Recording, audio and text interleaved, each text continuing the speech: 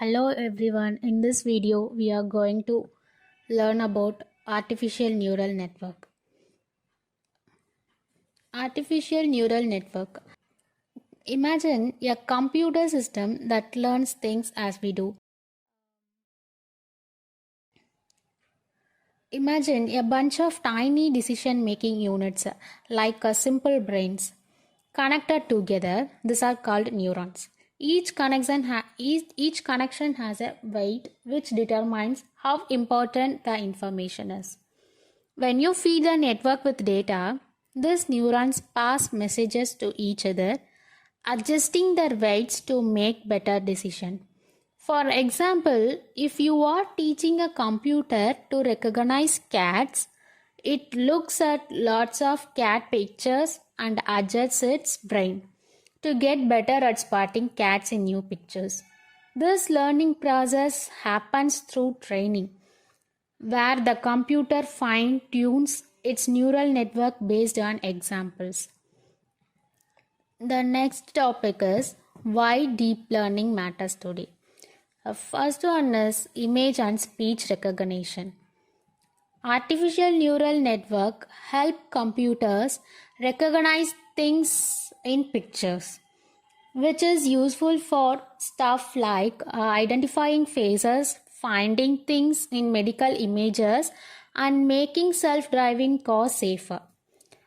Have you ever used Snapchat filters that can put funny hats or animal ears on your face, right? Those work because artificial neural network can recognize faces and know where to put the filters. The second one is natural language processing. Artificial neural network help computers understand language, translate it, and even have conversation with us. For example, think about how your phone can understand your voice commands. Siri and Google Assistant use artificial neural network to understand what you are saying. Healthcare. In healthcare, artificial neural network help doctors analyze X-rays. They can spot things like broken bones or tumors, helping doctors make better diagnosis. They are also helping scientists find new medicines faster. In financial sector, deep learning algorithms are used for fraud detection, algorithmic trading, and risk management. Autonomous vehicles rely on deep learning for real-time decision making. Artificial neural network process data from sensors to recognize pedestrians, traffic signs, and other vehicles, that making driving safer and more efficient. For example, self-driving cars like Tesla's autopilot use artificial neural network to see the road, and they can detect pedestrians, other cars, and road signs to drive safely. Social media and recommendations. Have you ever noticed how websites recommended things you might like? That's deep learning helping companies understand what you might want to buy. Similarly, Netflix uses artificial neural network to suggest movies based on what you have watched before. A neural network is like a supercomputer program that tries to copy how the human brain works. Let's break it down to make it easier to understand. Imagine a neural network as a bunch of little helpers inside your computer. These helpers are called neurons, and they work together to solve problems or make decisions. For example, they can help recognize who is in a photo, understand spoken words, or even predict what the weather will be like tomorrow. How it's like the brain? Now discuss about that. Neurons. Just like our brain has cells called neurons, a neural network has digital versions of this. Think of neurons as tiny workers passing nodes to each other. In our brains, these nodes are electric signals. In a computer, they are data. Second one is learning. When we learn something new, our brain changes a little. It makes some connections between neurons stronger and other weaker based on what we experience. Neural networks do something similar. They adjust their data based on new information to get better at their jobs. And the next one is layers. Our brain has different parts that do different things. For example, one part helps us see and another helps us make decisions. Neural network have layers like a cake, with each layer working on a part of the problem. The first layer might look at the basic details of a photo, and the layers after that look at more and more complex stuff until it understands the whole picture. The next one is getting better. Just like we get better at things with practice, neural networks get better the more they practice with data. For example, the more photos of cats a neural network sees, the better it gets at recognizing cat. Discuss about layers. Let's walk through how a neural network might recognize a user's face. The first one is input layer. Imagine the input layer as the doorway to our neural network. This is where our data gets its foot in the door. Each neuron in this layer represents a piece of information from our data. If we are talking about pictures, each neuron might stand for a pixel in the image. The input layer's job is like a receptionist. It takes in our raw data and passes it to the next part of the network. Every neuron in the input layer talks to every neuron in the next part, which we call the hidden layers. Neurons in the input layer do not do any calculations. They are like messengers passing our data along. The next layer is hidden layers. These are like the secret walks in our network. They take the data from the input layer and do important calculation to understand patterns. The hidden layers are where the real magic happens. They figure out the important things in our data. Each neuron in a hidden layer looks at all the data from the previous layer and makes sense of it.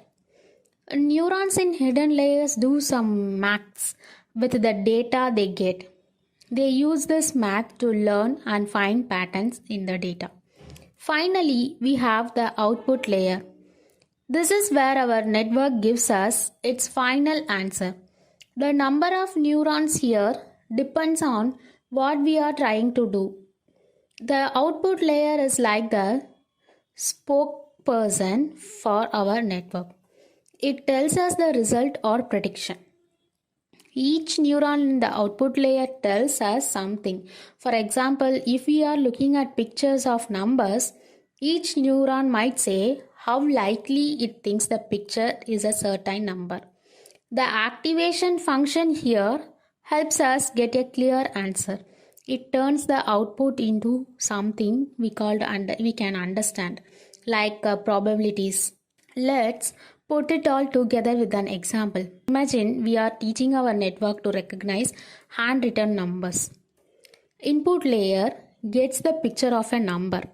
Hidden layers look at the picture and find patterns like curves and edges.